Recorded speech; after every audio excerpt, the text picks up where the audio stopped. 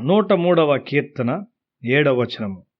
ఆయన మోషేకు తన మార్గములను తెలియజేసెను, ఇశ్రాయేలు వంశస్థులకు తన క్రియలను కనబరచెను. దేవుడు తన మార్గములను ఇతరులకు కాకుండా మోషేకు మాత్రమే ఎందుకు తెలియజేశాడు? అక్కడ ఉన్న రహస్యం ఏమై ఉన్నది? ఆయన మార్గములను ఇతరులకు ఎందుకు బయలుపరచలేదు? ఆయన అందరికీ బోధించలేడు. వినుటకు సిద్ధపడిన వారికి, తన వాక్యమును స్వీకరించు వారికి మాత్రమే ఆయన తన మార్గములను చూపగలడు. మోషే ఎవరు? అతడు ఒక పరిశుద్ధపరచబడిన కుటుంబము నుండి వచ్చాడు. అతని అక్క మరియు అతని అన్న ఇతరుల కంటే వ్యత్యాసమైన వారు. కుటుంబం యొక్క సాంప్రదాయములను బట్టి దేవుడు కుటుంబంలోనికి వచ్చి వారిని వాడుకుంటాడు. దేవుడు స్వయంగా అందరికీ ప్రత్యక్షపరచుకొనలేడు. అది సాధ్యము కాదు కూడా. దేవుడు ఏశావునకు స్వయంగా బయలుపరచుకొనలేకపోయాడు. తనను తాను స్వయంగా యాకోబునకు బయలుపరుచుకున్నాడు. కారణం ఏమై ఉన్నది? ఏశావు దైవభక్తి గల తన తల్లిదండ్రుల మాట వినేవాడు కాదు. దేవుడు తన ఉద్దేశాలను ఇశ్రాయేలు ప్రజలకు బయలుపరిచాడు. వారు అబ్రహాము నుండి వచ్చారు. వారి సంప్రదాయాలు మరియు నమ్మకాలు వ్యత్యాసమైనవి. గృహము యొక్క గత చరిత్ర చాలా ప్రాముఖ్యము.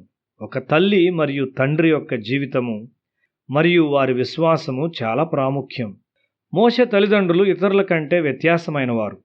మోషే లాంటి మనిషిని దేవుడు మరి ఒక కుటుంబానికి ఇవ్వలేడు. దేవుడు మనల్నందరినీ గమనించు ఉన్నాడు. నేను ఒక ప్రవక్తను కలిగి ఉన్నాను. నేను అతన్ని ఎక్కడికి పంపించదను?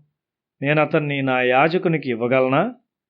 జకర్యాకు యోహానును కుమారునిగా ఇచ్చుటకు ముందు వారిని పరిపూర్ణులుగా దేవుడు చూచాడు. జీవితకాలమంతా అతని విశ్వాసం పరీక్షించబడింది. జకర్యా ఎలిజబెత్లను గూర్చి పరిపూర్ణులుగా చెప్పబడింది.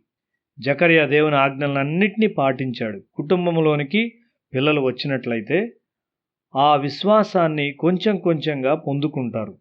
వారు దేవుని మార్గమును విశ్వసించటం మాత్రమే కాదు కానీ వారు దాన్ని ఆచరించారు.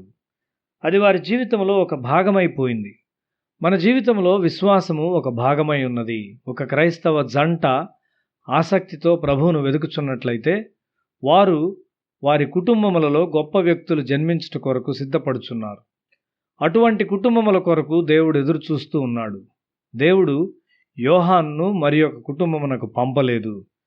దేవుడు మోషేను ఏ ఇతర కుటుంబము ద్వారా ఇశ్రాయేలునకు ఇవ్వలేడు. ఆ విధమైన పుట్టుకలు ఆకస్మికములని తలంచవద్దు. దేవుని కార్యాలు ఎన్నడూ ఆకస్మికాలు కావు. అవి దేవుని న్యాయ తీర్పు ద్వారా బహిరంగంగా ఏర్పాటు చేయబడినవి.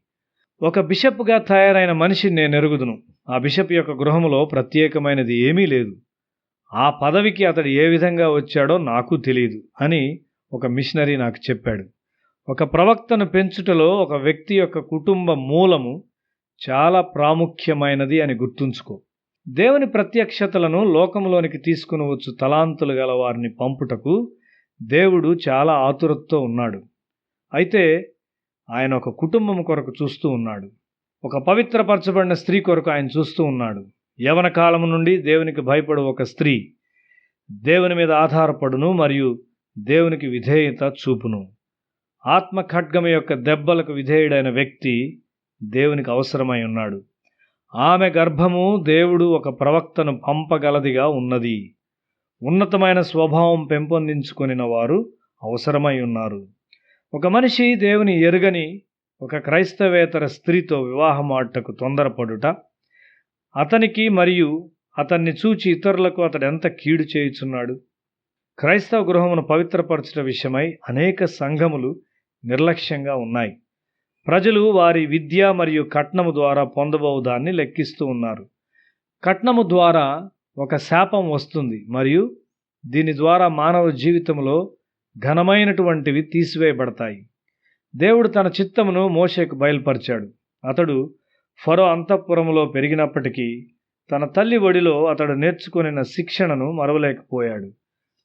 మనలో కొంతమంది ధనవంతులైన ప్రజలతో సంబంధం కలిగి ఉన్నట్లయితే లేక ధనికులైన స్నేహితులను కలిగి ఉన్నట్లయితే వెనువెంటనే వారి అలవాట్లతో సరిపెట్టుకుంటాము. వారి కార్లలో తిరుగుట మరియు స్నేహితులుగా వారితో ఉండుట మనలను పాడు చేస్తుంది. ఆయన గౌరవించలేని సంబంధాలను నీవు గొప్పవిగా తలంచినప్పుడు దేవుడు స్వయంగా నీకు ఎన్నడూ బయలుపరచుకొనలేడు. దేవుడు మోషేకు మరియు ఇశ్రాయేలీయులకు బయలుపరుచుకున్నాడు. ఆయన వారికి ధర్మశాస్త్రాన్ని ఇచ్చాడు. మోషే ఎటువంటి మనిషి?